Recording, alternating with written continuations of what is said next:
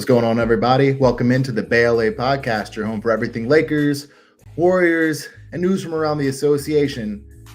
I'm Austin Sexton, and I'm normally with Casey. I'm normally with Roman and Brock, but today we're trying to do something a little bit different. Since the Warriors got the big win tonight over the Celtics, I figured they could have their own side of the show to kind of talk about the things that they won to as far as the win. And unfortunately, our Los Angeles Lakers took the loss of the night to the Memphis Grizzlies, 131 to 114. So I haven't got to do a personal show in a while. I'll put this up here right now just so that the people who are tuning in can see what we're talking about. I haven't got a chance to do a personal show in a while because I've been a little bit busy with as I'm an artist, a producer, engineer, kind of do a lot of stuff in the music industry, and I've got a passion for the Lakers. That's why I do this show. But over the last couple of days, I've kind of been watching from afar, especially like being in the chair. I've always, if you work with me or you know me, I've always got the game up on the screen or I'm watching on my phone on the side or whatnot. And definitely a lot of cause for concern right now. I know it's a small sample size. I know that, we're 8 games in, but there's definitely a lot of glaring things that I want to go over tonight, especially for the Lakers people who listen to this kind of thing, maybe we can hear a little bit together, because I'm sure we're seeing a lot of the same things. So let's get right into it before, we actually get right into it. Make sure to make sure to subscribe to the BLA podcast, wherever you get your podcasts at, Spotify, Apple Music, Apple Podcasts. Make sure to subscribe, give us a comment, give us a 5-star rating, because I'm just trying to do this for a while. It's a good time. So anyway, let's talk about the game tonight. So I watched Wire to Wire, had a night off, and I was really excited to watch Lakers basketball.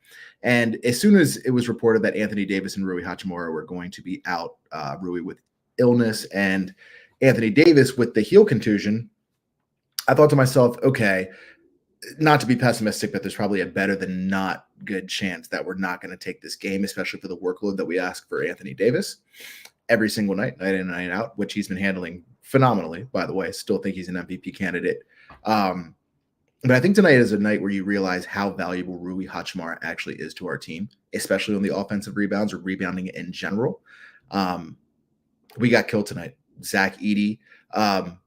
This was my first night getting to watch him. I don't really go out of my way to watch Memphis, but he seems okay. I think that from, seeing highlights and whatnot, I thought that maybe he was a little bit better than he was as a rookie. But, he did his job. He got boards. He's all 7'3". Absolutely. He was grabbing boards like it was his job. Jaren Jackson Jr., him and LeBron going at each other a little bit. But overall, you see the importance of Rui Hachimura. You see the importance of Anthony Davis, obviously. But what I take away from this more than anything, and I hate to put this like this, but it's been bothering me for a little bit. So I think that we can all kind of understand where I'm coming from, because I know you're probably thinking the same thing too. Max Christie and Gabe Vincent at this particular moment look almost unserviceable. And it's insane. It hurts me to say that, because Max Christie got the contract this summer and he had all of the hype. He was working in the gym every day. Nobody can doubt his work ethic. Nobody can doubt the amount of time that he puts into his craft. But when it comes to it coming out on the floor, he always just seems so nervous, and we don't have time for that.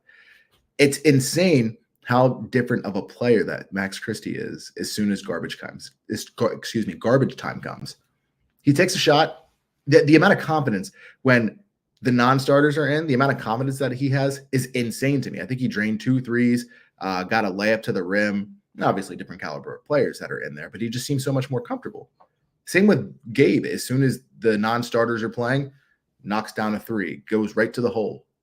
And we don't have time for that. We have rookie Dalton Connect starting tonight, as well as Jackson Hayes, who I hope he's okay. I saw that he injured his hamstring a little bit towards the end of the game there in a collision down in the post. So, but Gabe and Max just seem out of sorts, and it's almost disturbing because there's literally no trade value there. Max isn't even trade eligible for a little bit because he just got his contract.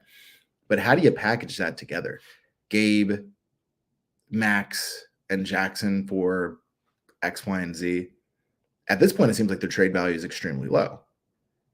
Once again, 8 games, but we're not seeing anything out on the court. I believe Gabe's averaging like 1 point, or I think as of earlier, it was 2.3 points per game. Max is averaging 3.6. That's awful, especially for Max being an $8 million a year caliber player. So that was a little bit tough to watch. A bright spot, though, we got Christian Coloco back. And I could talk. I'm actually really happy with the production that we got from Christian Coloco tonight. So let's pull up the box score here. I'm not exactly sure how I'm going to. Oh, look at that. Perfect. So looking at the box score, Christian Coloco, 13 minutes. He was 1 for 2, didn't shoot any threes. He had an offensive rebound, defensive rebounds for two in total with 2 points, a nice dunk at the rim. If you're watching the YouTube version of this, the plus minus, the Lakers never really had the lead the entire game. So they were going back and forth. And like, I think it was like, we would give 8 and then they would score 10, and then we would give 8 and then they would score 12. And it was back and back the entire time. So the plus minus here is really not telling of anything at all. This is a terrible statistic to look at for this game, considering LeBron James played 35 minutes and had 39 points, and his plus minus is negative 21.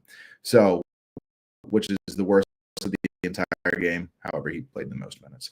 So LeBron James looked great. You know, it was cool to watch his little back and forth with Jared Jackson Jr. John Moran also in this one went out, hurt himself. I believe it's his hamstring as well. Did not return to the game, but at that point, I believe Memphis was up maybe 17, 18 points, so there was no need for him to come back. And Dalton, tough shooting night for him. Only 3 points. He was 1 for 7 from 3, just 1 for 7 in general. He didn't take any shots at the rim. You could tell he was nervous. You could tell he was nervous. It was his first time starting, especially being back in Tennessee, where he, you know, was the SEC Player of the Year. His coach was there to deliver his SEC Player of the Year ring to him. He had friends and family there, so I can imagine how he felt. Definitely the nerves were at him a little bit as well. Austin Reeves as well, 19 points, 35 minutes, 7 of 17. Not a great shooting night for Austin Reeves either. I feel like every time he was putting up a 3, it didn't feel like he was.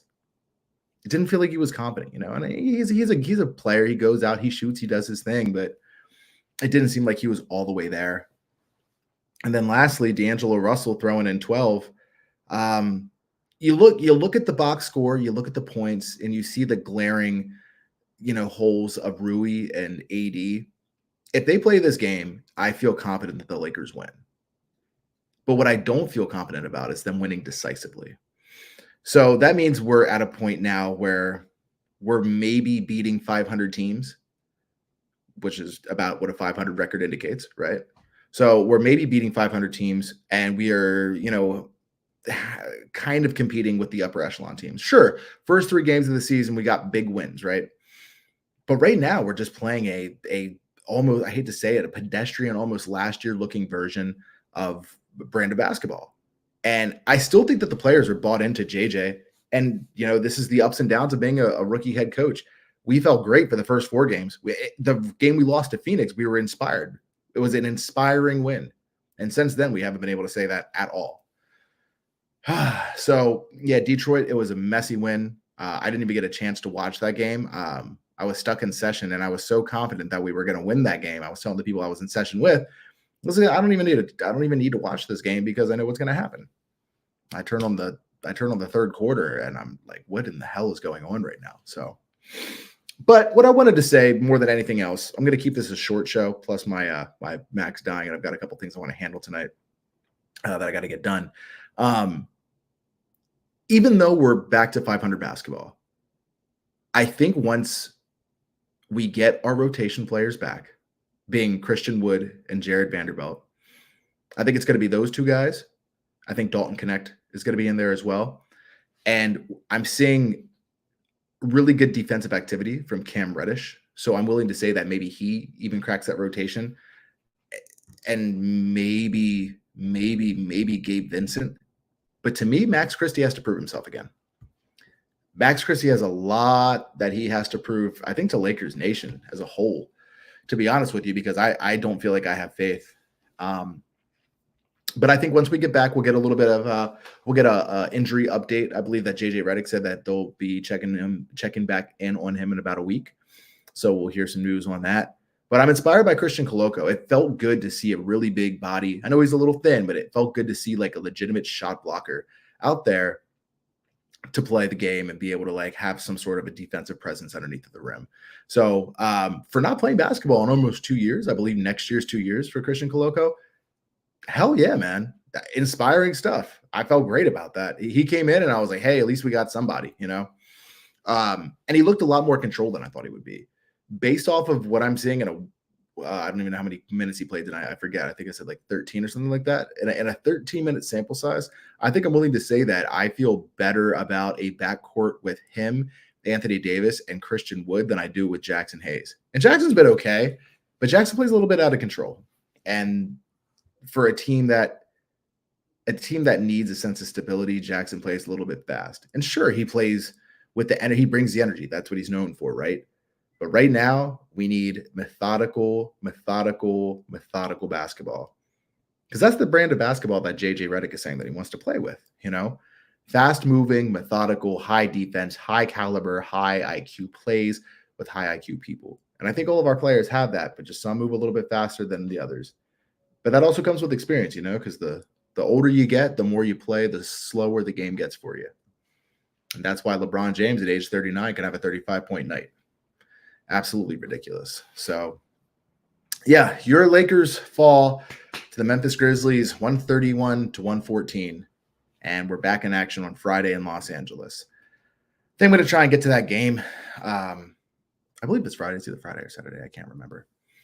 Either way, I hope that you guys have been enjoying watching Lakers basketball as much as I have, because it's just good to see something back on, to be honest with you. I absolutely love it.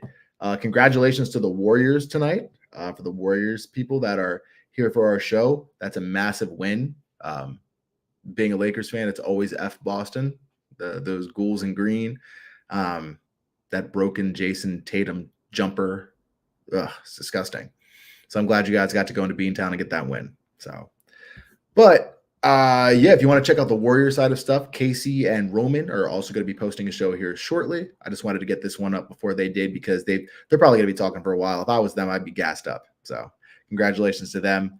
And until next time, guys, we'll see you for the next game, or the next post-game show for Lakers basketball. But until then, I'm Austin Sexton with the Bay LA Podcast, and we will see you next time. Take care, guys.